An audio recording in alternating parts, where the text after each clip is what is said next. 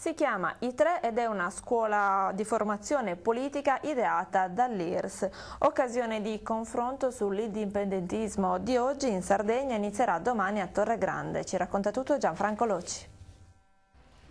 Il contesto è vacanziero, sinonimo di relax e spensieratezza, quantomeno insolito per lo studio. E invece a breve ospiterà lezioni di economia, filosofia, geopolitica, storia, cultura.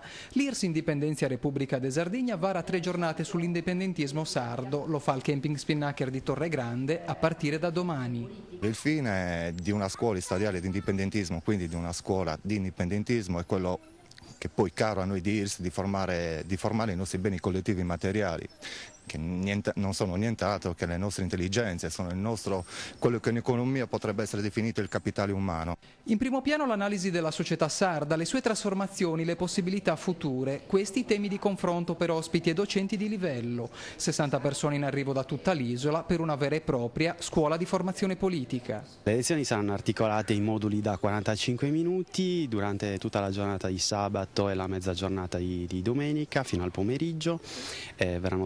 Saranno tenute da docenti universitari, da ricercatori di altissimo livello scientifico, e avranno a disposizione i nostri allievi partecipanti dalle I3 avranno a disposizione il quarto d'ora finale della lezione per approfondire gli argomenti col docente.